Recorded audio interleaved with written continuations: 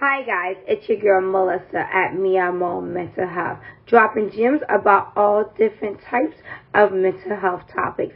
Now, if you're interested in anything, any topic you want me to cover, please leave a comment, please subscribe, please share, please be interactive, and let's all heal together during this healing journey. Have a great day. Hey guys, it's your girl Melissa. Today I want to discuss bullying. As you know, I specialize in mental health. I have my master's in psychology, but my specialty is, of course, trauma and addiction studies. So I want to discuss the impacts of bullying. Unfortunately, not everyone survives bullying. Some children will end up committing suicide, so will some adults, because literally bullying impacts us all in different ways, especially long-term bullying. What I mean by long-term bullying is if you're in a certain environment, let's say, for example, a child goes to school, and then I think this is one of the most known form of bullying, although it's not limited to that. But let's say a child goes to school, and that school doesn't protect that child, and that child is constantly being bullied, constantly being harassed on a consistent basis, then that is considered a long-term bullying. And it would definitely have damage, if not at that moment, then in years to come into adulthood, because they are creating cortisol levels, high cortisol levels in that child, and that child doesn't feel safe in that environment.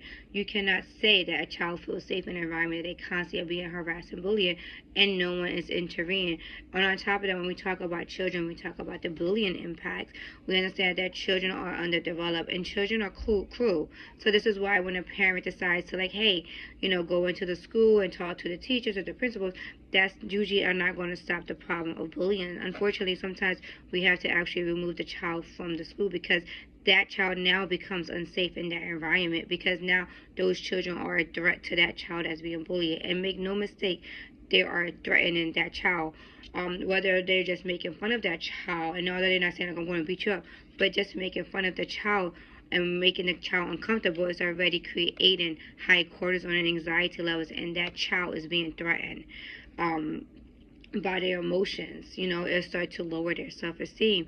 It starts to take over their identity. The child no longer will start to recognize themselves. They could have been a happy-go-lucky child, but once bullying is installed into them, then their personality will also start to be altered. This is why we must take bullying seriously. And then unfortunately, some children don't understand the impacts of bullying and feel like something is awkwardly wrong with them, that they go on to commit suicide. It's sad what happens to those victims of bullying, and this is why we need more knowledge, more education. And it's not just a simple, tell the kids to stop, because as we know, children don't stop. Also, even to adulthood, if you're an adult being bullied in the workplace, we know that bullying does not stop like that. I'm sorry, I was going to say impact. Bullying does not stop like that. Unfortunately, the only way to get out of a bullying situation sometimes is to change the environment. And I know sometimes we're like, oh, you got to keep going and, ignore the bullies. And it's unfortunate to say, but you can't ignore somebody constantly picking on you on a daily basis, especially in an environment that's supposed to promote safety and love and caring, but yet the environment is actually promoting something else. Or maybe they just don't know exactly what's happening, or they just can't stop. Sometimes, unfortunately, bullies are bullies that can't stop. They're constantly want to trigger that individual. So when we talk about bullying may start into childhood, but eventually that child will start to grow, and those impacts and those words are how that child felt will carry over into teenagerhood, carry over into adulthood, because those wounds and scars had already been imprinted into the child. And not to mention, if we're talking about a school setting, that's 10 months out of a year that child on a consistent basis is being bullied. So every day they're being reminded how worthless they are, how unimportant they are, or they're just being the laughing stock. Whatever hostile bullying that's happening, it is created an emotional distress in the child that will transition into a teenagerhood, into adulthood. Or even if you never got bullied as a child, but you got bullied as an adult, it can also create high levels of cortisol, because bullying can be scary.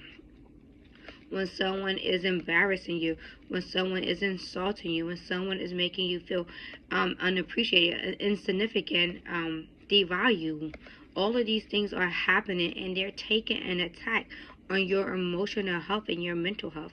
So this is why bullying is so dangerous. And then I wanted to use this paper when we talk about bullying, because as you see, this paper is fine. And a lot of people like to dismiss bullying or make it seem like, oh, continue on. You cannot continue on with bullying. Bullying impacts us significantly. If you are a victim of bullying, make certain that you let somebody know what's happening and take appropriate action in regards for your safety and your mental sanity. It should not go unnoticed, nor should you get swept, or nor should you walk around feeling like that. So let's say, for example, this is a blank slate. This is like somebody that's super happy, enjoyable. Let's just use an 8-year-old child in this example. And they're just literally like happy-go-lucky child. All of a sudden, let's say they're being bullied. Let's say they're being called ugly. Let's say, hey, you're ugly, right? And it said, hey, let's say another child say, hey, you're too skinny, right? Then let's say another child say, ew, look at your clothes, right? Then let's say another child say, you're stupid. Then let's say another child say, ew, look at your hair. And then let's say another child say, why do you look like that? And then let's say another child say, you're weird. And let's say another child say, ew, you smell. And let's say another child say again, reiterate, ew, you're ugly. Right? Now, an 8-year-old child brain is completely underdeveloped. Your brain does not fully develop until the age of 25. So that child is literally being exposed to that type of toxicity environment and those dangerous words at an early onset age, and don't really know how to process that. Now, imagine if they was going to school for 10 months out of the year with that type of distress. That can cause long-term damages to the child and high cortisol levels that are irreversible. And the damage has already been done. You see this paper? It's no longer the same. Now, can I straighten this paper up again? Can I straighten it? No. The damage has already been done. This is what bullying does to people. It leaves a wound. It leaves scars. Even if we don't physically see the scars are in their emotions. And sometimes we can see physical scars. If the child behavior is changing, those are still physical scars. No, they're not like black and blue bruises. But if a child personality is altering, when they went from being happy-go-lucky, then all of a sudden they start to silence themselves. All of a sudden they want to isolate. All of a sudden they sleep more. Be on guard with those type of behaviors, because that's an indication that their behavior is altering due to emotional distress and possible high cortisol levels, and being in an environment that they feel threatened in. And make no mistake, when they are being bullied, that they are in threatening environments, especially when they have no safety inside their environment.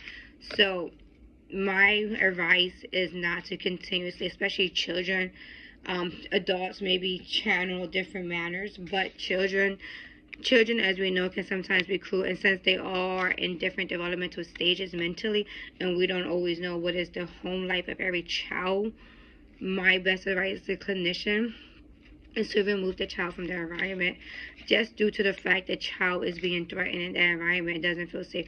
And especially if teachers are not protecting the child is left to basically feel vulnerable and unsafe. And no one wants to feel unsafe in an environment that they have to be in 10 months at a time. And also get the child into therapy so that the child can understand what is happening and why, so that the child don't constantly take on those words as if they're true, because it doesn't mean that it's true, but the child doesn't know how to distinguish reality yet from actual illusions, and these are nothing more but playing on the child's mental health. If you're interested in more tips, or you want to know more about different mental health topics, definitely do not hesitate to leave a comment. Also, you can follow my Instagram. My Instagram is the same thing, Me Amo Mental Health, as I continue to dive into mental health, the impacts of mental health, and the long-lasting imprints that it leave on one. So, and if you're interested in booking an appointment with me, I am available for free consultation, just to make certain that I fit you as a clinician. and to make certain that you are the right fit for me as a client. If you're interested in getting counseling or know someone who is interested in counseling, I am opening my books to taking on more clients. Have a great day. Mi Amor Mental Health is here for you.